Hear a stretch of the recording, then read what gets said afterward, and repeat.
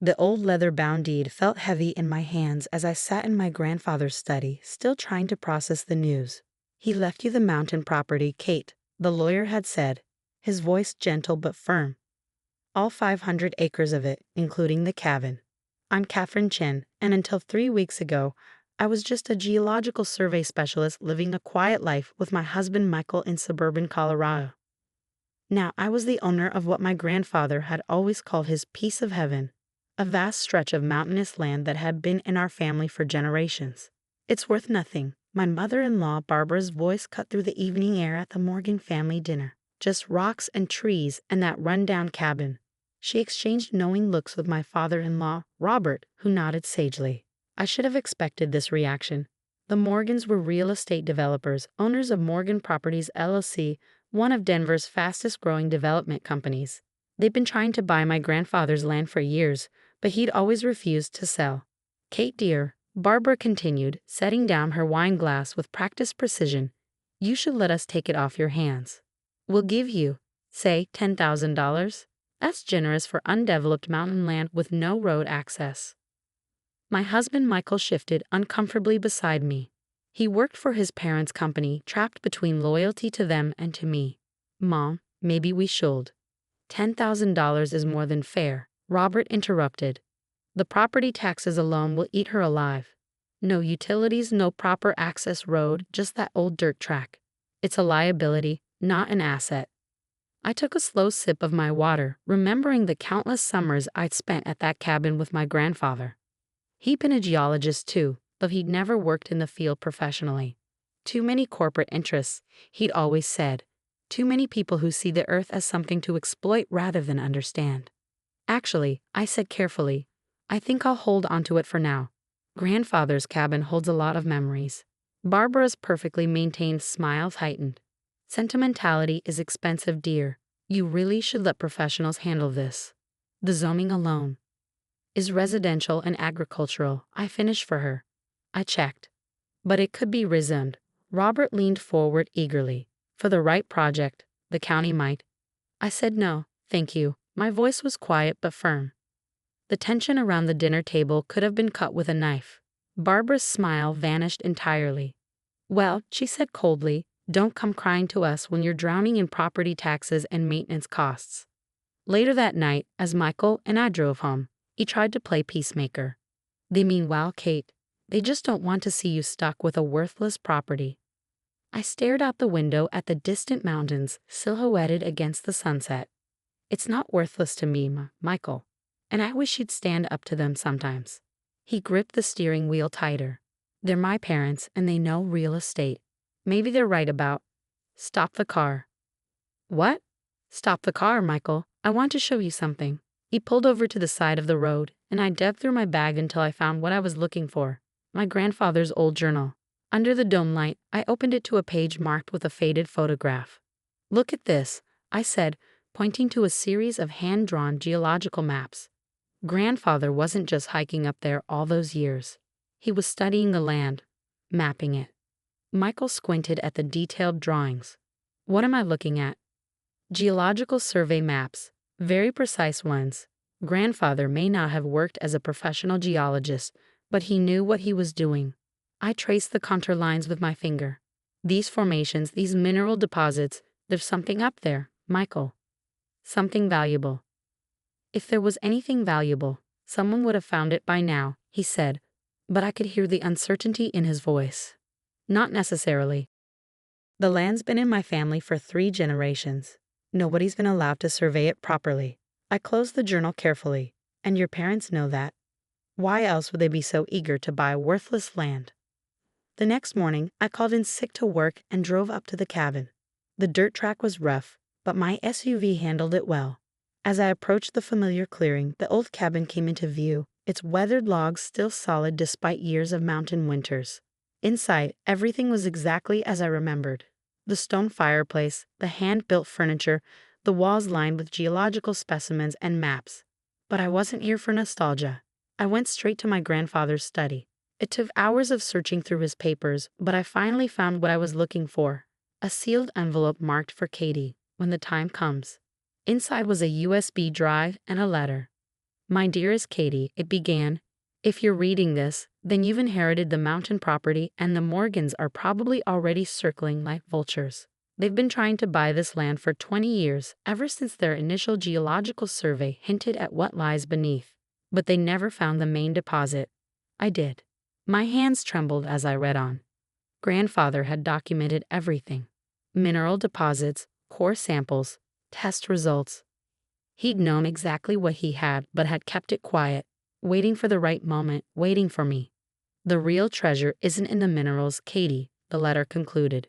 It's in the knowledge of when to hold your cards and when to play them. The Morgans are counting on you feeling overwhelmed, isolated. Don't let them pressure you. The land has more value than they know, and more importantly, it has more value than what lies beneath it. Trust your instincts and remember what I taught you about reading the earth's secrets. I sat back in my grandfather's old chair, mind racing. First thing tomorrow, I would contact an independent geological survey company. But not just any company, I had someone specific in mind. My phone buzzed, another text from Barbara. Dear, we've drawn up the paperwork. $15,000 now, just to make things easy for you. Let's get this settled quickly. I didn't reply. Instead, I walked out onto the cabin's porch and watched the sunset paint the mountains in shades of gold and purple. Somewhere up there, beneath those rugged slopes, lay the truth my grandfather had protected for decades. But as I stood there, another truth began to form in my mind. This wasn't just about minerals or money. This was about legacy, about standing up to people who thought they could bully and manipulate others into submission. My grandfather hadn't just left me land, he'd left me a chance to prove myself. I took out my phone and made a call. Dr. Sarah Chen, this is Katherine Chen, George Chen's granddaughter. I need your help with a geological survey. Yes, it's about the mountain property, and we need to keep this completely confidential. As I drove back down the mountain that evening, I caught sight of a Morgan Properties LLC survey vehicle heading up another access road. They were already moving, trying to find what my grandfather had discovered, but they were looking in the wrong place, following their 20-year-old data. I smiled, thinking of the detailed maps in grandfather's journal. Sometimes the best advantage isn't just knowing what you have. It's knowing that others don't know what you have. The real work was about to begin, and this time, I wasn't going to be the one feeling overwhelmed and isolated. The Morgans had no idea what they were about to face. The next 3 weeks were a carefully orchestrated dance of secrecy and precision. Dr. Sarah Chen, my grandfather's former colleague and one of Colorado's most respected geological surveyors, worked with her team and carefully planned shifts to avoid detection. Using my grandfather's maps as a guide, they focused on areas the Morgans had never thought to explore. Your grandfather was brilliant, Kate, Sarah said one evening, spreading out core sample results across the cabin's old oak table. He didn't just find the rare earth deposits, he found the mother lode. And he documented everything perfectly. The numbers were staggering. The land contained one of the largest deposits of rare earth elements in North America, crucial for everything from smartphones to electric vehicles. But that wasn't all. The water rights alone are worth millions, Sarah explained. The underground aquifer system is extensive and pristine. In Colorado, that's more valuable than gold. I nodded, remembering how the Morgans' latest development projects had struggled with water access issues. Now I understood their real interest in my worthless mountain land. My phone buzzed again. Barbara, for the third time that day. The offers had been increasing. $25,000, then $50,000, finally $100,000. Just trying to help you avoid a burden, dear, her last message read. I kept my response simple. Still not interested in selling. But thank you for your concern. That evening, Michael came home looking troubled. Kate, my parents are getting frustrated. Dad's talking about having the property assessed for fair market value, maybe forcing a sale through other means. I looked up from my laptop where I'd been reviewing Sarah's preliminary reports. What other means? He shifted uncomfortably. They've been researching your grandfather's original purchase, looking for irregularities. Dad has some friends in the county records office. Are you warning me or threatening me? The question hung in the air between us. Finally, Michael sat down heavily. I don't know anymore. They're my parents, but the way they're acting, it's not right. No, I agreed quietly, it's not. And you're going to have to decide where you stand, Michael. Because things are about to change. The next morning, I put the final phase of my plan into motion. First, I filed all of Sarah's surveys and reports with the State Geological Office. Then, I contacted 3 major mining companies known for their environmental responsibility and sustainable practices. The responses were immediate and enthusiastic. By Friday, the Morgans had heard rumors. Barbara and Robert showed up at our house unannounced, all pretense of family concern gone. "What have you done?"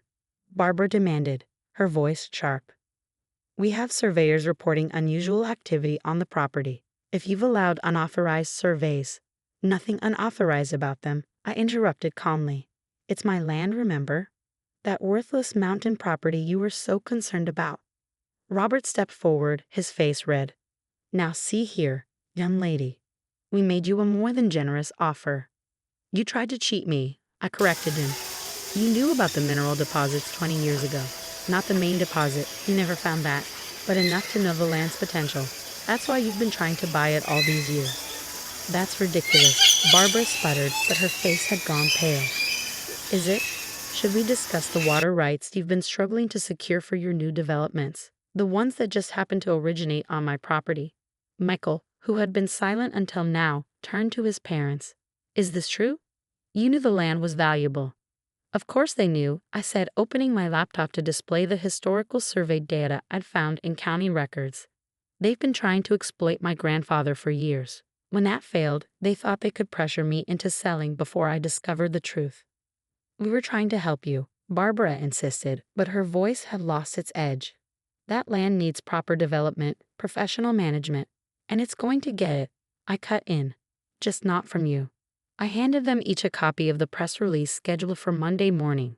Their faces went from red to white as they read the headlines: "Major rare earth deposit discovered in Colorado and sustainable mining project to create thousands of local jobs."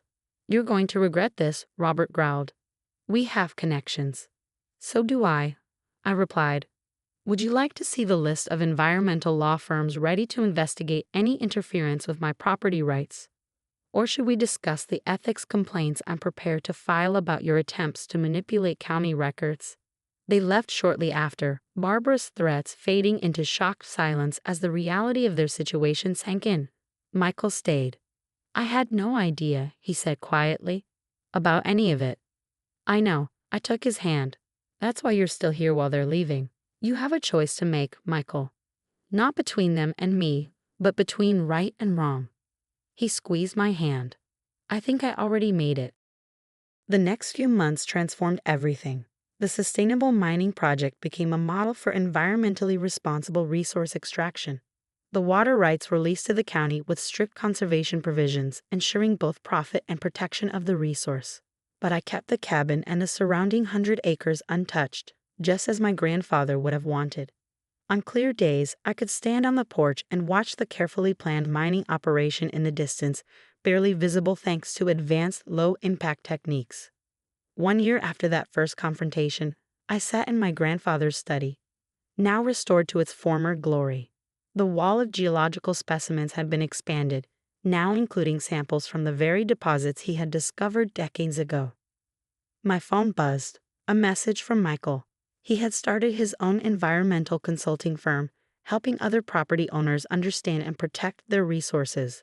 He was finally free from his parents' influence, building something he could be proud of. Barbara and Robert had moved their operations to another state after their reputation in Colorado suffered from leaked documents about their attempted manipulation. They still weren't speaking to us. But somehow that seemed like a fair price for integrity. Sarah Chen had become a partner in our venture, her expertise helping to ensure that the mining operation remained both profitable and environmentally sound. The project had created over 3,000 local jobs, with more coming as we expanded into sustainable technology research. But the real victory wasn't in the money or the success. It was in proving that doing things the right way, respecting the land, being honest, standing up to bullies, could be more profitable than all the manipulative schemes in the world. I picked up my grandfather's old journal, its pages now carefully preserved. "You were right," I whispered. "The real treasure isn't what's in the ground. It's knowing when to stand your ground." The sun was setting over the mountains, painting the sky in shades of gold and purple, just like that evening when I first discovered the truth.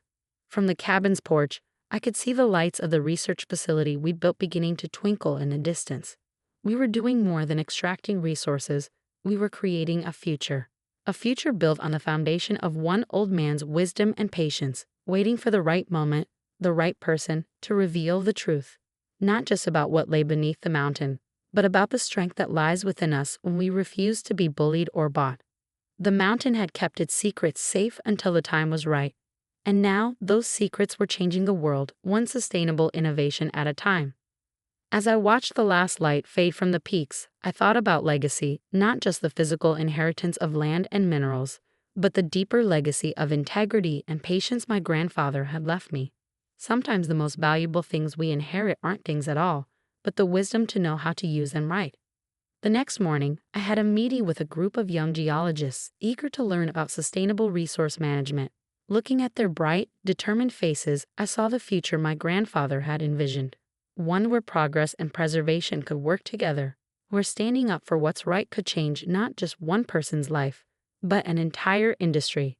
The real value, I told them, echoing my grandfather's words, isn't just in what you find.